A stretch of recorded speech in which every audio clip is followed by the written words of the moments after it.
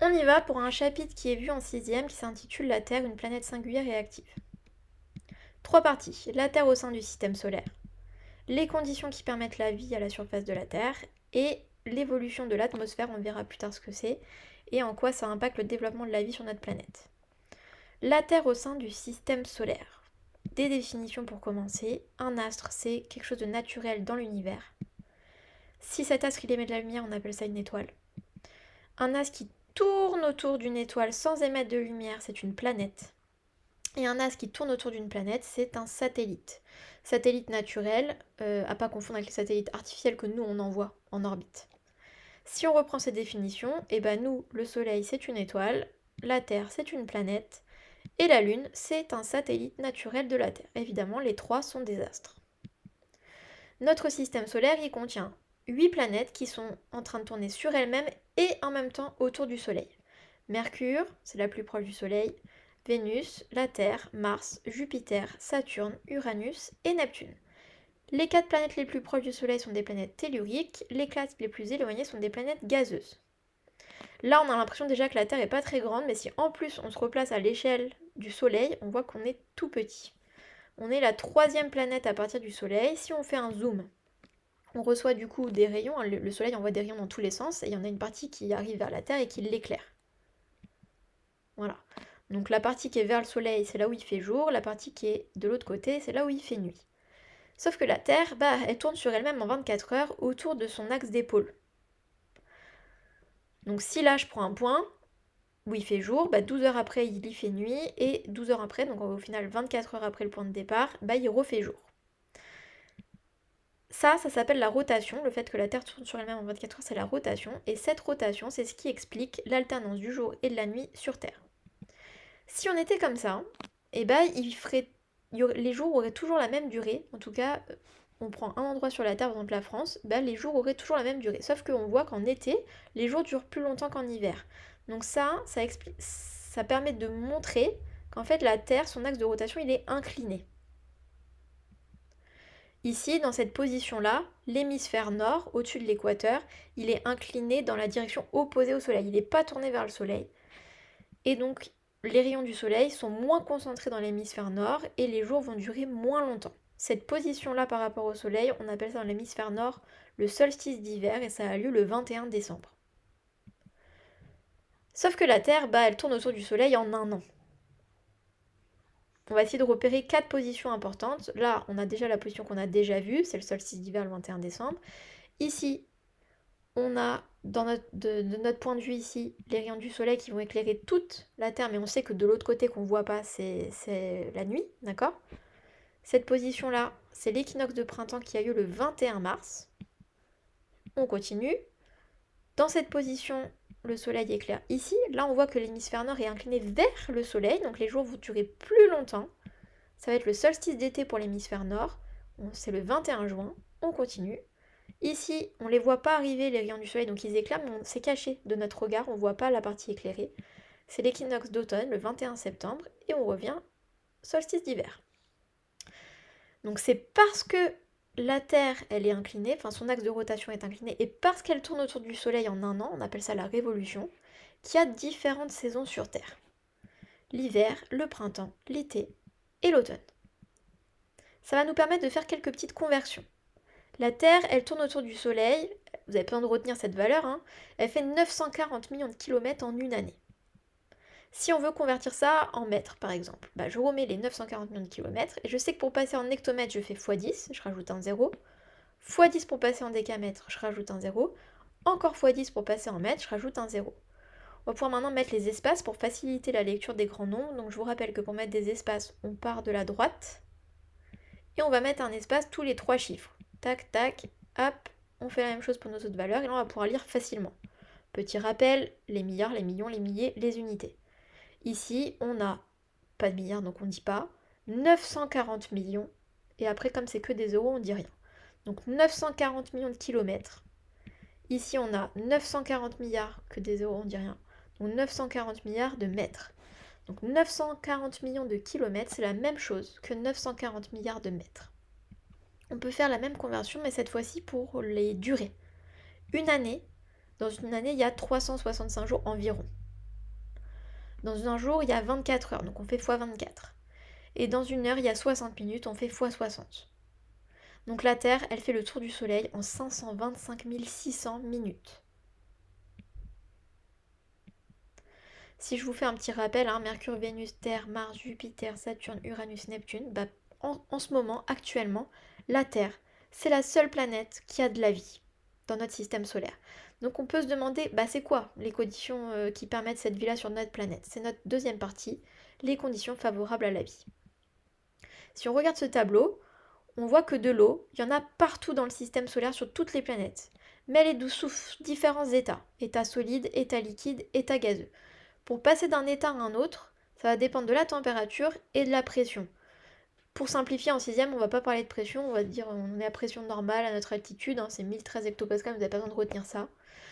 Et pour passer d'un état à l'autre, on va surtout s'intéresser à la température. Pour passer de l'état solide à l'état liquide, il faut une température de 0 degré. Pour passer de l'état liquide à l'état gazeux, c'est une température de 100 degrés. Si jamais on a de l'eau liquide par exemple et qu'on chauffe petit à petit jusqu'à avoir de l'eau à l'état gazeux, on va voir qu'à 100 degrés, ça va stagner, ça va rester à 100 longtemps avant de recommencer à augmenter. Quand la température elle reste longtemps la même, 0 et 100, on appelle ça des paliers de température. Si on regarde notre tableau, la Terre, bah, c'est la seule à avoir de l'eau liquide. C'est pas la seule à avoir de l'eau, mais c'est la seule à avoir de l'eau à l'état liquide. Donc ça va être important. Et pour avoir de l'eau à l'état liquide, bah, c'est certainement que la température à la surface de la Terre, en moyenne, c'est entre 0 et 100. Effectivement, la température moyenne à la surface de la Terre, c'est 15 degrés. Pour expliquer cette température, il y a deux raisons. Première raison, bah, la distance qui sépare la Terre du Soleil. En effet, hein, on peut se dire que plus on est loin du Soleil, plus il fait froid, plus on se rapproche du Soleil, plus il fait chaud. Nous, on est là, on serait ni trop proche, ni trop loin, on aurait du coup la bonne température. On vérifie, plus on se rapproche du Soleil, plus il fait chaud. Ah, ça marche bien, sauf pour Mercure, qui, étonnamment, même si c'est la plus proche, en moyenne, elle est plus froide que Vénus par exemple. Comment c'est possible? En fait, Mercure, même si elle est la plus proche, elle n'a pas d'atmosphère. L'atmosphère, c'est une couche de gaz qui entoure les planètes, donc toutes les planètes du système solaire en ont, sauf Mercure. Et dans ces gaz-là, il y en a quelques-uns, par exemple le dioxyde de carbone, le méthane, l'ozone et l'eau à l'état gazeux, ce sont des gaz à effet de serre. Donc il faut peut-être en retenir un, si vous devez en retenir un, vous retenez le dioxyde de carbone, d'accord? Même s'il n'y en a pas beaucoup, hein, c'est inférieur à 1% par exemple sur Terre, et bien c'est quand même important parce que ça va faire ce qu'on appelle l'effet de serre. Qu'est-ce que ça veut dire que ça? Quand on a une planète qui a une atmosphère, on reçoit des rayons du Soleil, ça réchauffe la Terre, on a une partie qui est réfléchie vers l'espace, et la Terre, une fois qu'elle est réchauffée, elle va réémettre cette chaleur sous forme de rayonnement infrarouge. Et si j'ai une atmosphère avec des gaz à effet de serre, hein, par exemple dioxyde de carbone, etc., et ben les gaz à effet de serre, ils vont absorber une partie de la chaleur et ils vont libérer cette chaleur vers la Terre pour la réchauffer. Ça s'appelle l'effet de serre. Et donc du coup, les 4 gaz qu'on a cités là, c'est bien des gaz à effet de serre. Si jamais la Terre n'avait pas d'atmosphère, pas de gaz à effet de serre, la température moyenne, ça serait de moins 18 degrés. Moins 18 degrés, on ne pourrait pas avoir de l'eau à l'état liquide. Donc, la température de 15 degrés, c'est bien parce qu'on est ni trop proche ni trop loin du Soleil, mais aussi parce qu'on a des gaz à effet de serre dans notre atmosphère. Mercure, même si elle est très proche, elle n'a pas d'atmosphère, elle n'a pas de gaz à effet de serre, et donc du coup, elle est plus froide que Vénus. Je récapitule les conditions favorables à la vie sur Terre, l'eau liquide, la température et de l'atmosphère avec des gaz à effet de serre. Maintenant, on va voir comment cette atmosphère elle a évolué depuis la formation de la Terre. Donc on a une frise chronologique. En science, le 0, c'est en ce moment, c'est l'actuel. Et toutes les dates avant 0 vont être dans le négatif. Le moins, vous le remplacez par il y a. MA, ça veut dire millions d'années. La Terre, elle s'est formée il y a 4600 millions d'années. Donc 4600, on se met entre 4000 et 5000, un petit peu plus proche de 5000, on est là. Formation de la Terre. Ensuite, on a la formation des océans. L'apparition pour la première fois de la vie sur Terre, c'était dans les océans, il y a 3800 millions d'années. Ensuite, la vie dans les océans, petit à petit, a libéré du dioxygène dans l'atmosphère. Puis l'ozone est apparu. Puis la vie sur les continents. Les plus anciens fossiles Homo sapiens qu'on a trouvés, c'était à moins 0,2 millions d'années. Et il y a 0,0003 millions d'années, c'était la révolution industrielle. C'est quand on a commencé à utiliser des sources d'énergie fossiles. Vous devez retenir 3 dates importantes. déjà on voit, même si vous retenez pas la date, que les premiers Homo sapiens, hein, nous là on est apparu vraiment très très proche de l'actuel. Au final, par rapport à tout ce qui s'est passé sur Terre avant, les humains c'est une très courte partie. Les trois dates que vous devez retenir, c'est l'apparition de la vie dans les océans, l'apparition de la vie sur les continents. On voit qu'il y a beaucoup de millions d'années entre les deux. Ça c'est important. Il faut retenir, même si vous connaissez que ces deux dates-là, l'ordre du reste, d'accord? La vie dans les océans, elle est déjà protégée par l'eau. Les êtres humains qui sont sous l'eau sont déjà protégés des rayons UV. Alors que sur les continents, les rayons UV sont dangereux. Donc ça ne peut apparaître, la vie, que après qu'il y ait la couche d'ozone qui nous protège des UV. Donc c'est bien parce qu'il y avait d'abord eu l'oxygène, le dioxygène, ensuite l'ozone, qu'il peut y avoir la vie sur les continents. C'est pour ça qu'il y a tant d'écart entre les deux. Et vous devez aussi retenir la date de la révolution industrielle. Ça c'est important, puisque si on regarde l'évolution de la température sur Terre, on remarque que là, vers 0,0002 millions d'années, et c'est le début, il y a une grosse augmentation de température. C'est le début du réchauffement climatique actuel. Et ça arrive pas longtemps après la révolution industrielle. En fait, comment on explique ça? Révolution industrielle, on utilise les énergies fossiles. On a vu que les énergies fossiles, pétrole, charbon, gaz, c'est ce qui libère le plus de gaz à effet de serre.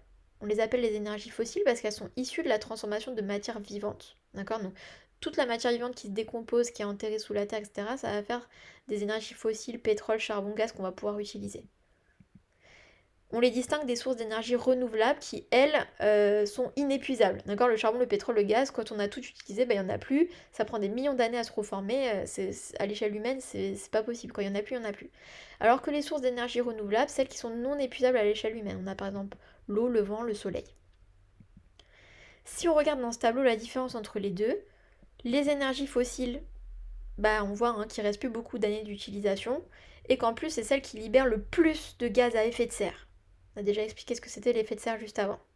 Les sources d'énergie renouvelables, elles sont pas épuisables, elles sont infinies, donc ça c'est un avantage important.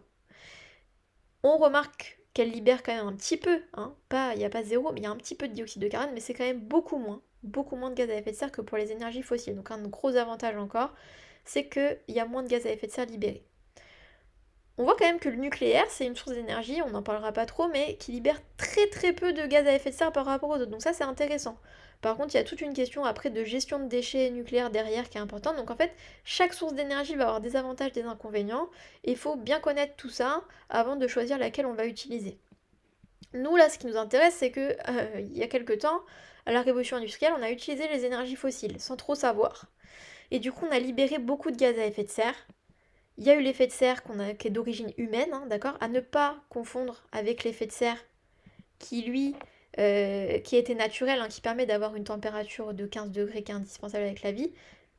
Mais l'effet de serre d'origine humaine, lui, il est lié au gaz à effet de serre que nous, on a libéré, et c'est ça qui crée cette augmentation de température très récente, là, le réchauffement climatique. Donc ça, là, ce qu'on vient de dire, ce sont les causes du réchauffement climatique. L'utilisation des énergies fossiles, ça entraîne le réchauffement climatique. On peut citer d'autres causes. L'agriculture intensive, par exemple, quand on a de l'élevage intensif, ça va libérer beaucoup de méthane, c'est un autre gaz à effet de serre. La déforestation, ça va entraîner moins d'absorption de gaz à effet de serre. Ça, c'est les causes, les raisons du réchauffement climatique.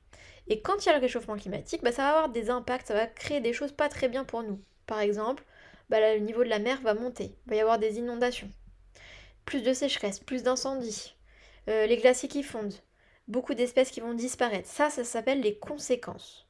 Donc les causes, c'est ce qui entraîne le réchauffement climatique, et les conséquences, c'est ce qui apparaît à cause du réchauffement climatique. Et nous, notre objectif en tant qu'humain, c'est de limiter ça, parce que c'est pas terrible. Donc on va avoir des stratégies d'atténuation, ça c'est ce qui permet de lutter contre les causes. Par exemple, utiliser les énergies renouvelables, ça libère moins de gaz à effet de serre, donc il y aura moins de réchauffement climatique, ça c'est une stratégie d'atténuation. Et il y aura aussi les stratégies d'adaptation. Donc ça c'est pour lutter contre les conséquences. Donc par exemple s'il y a des inondations, je vais construire des digues pour éviter les inondations, pour protéger mes constructions humaines. Ça c'est une stratégie d'adaptation.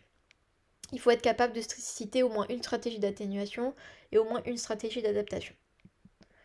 Voilà, c'est la fin du chapitre La Terre, une planète singulière et active. Bonne révision.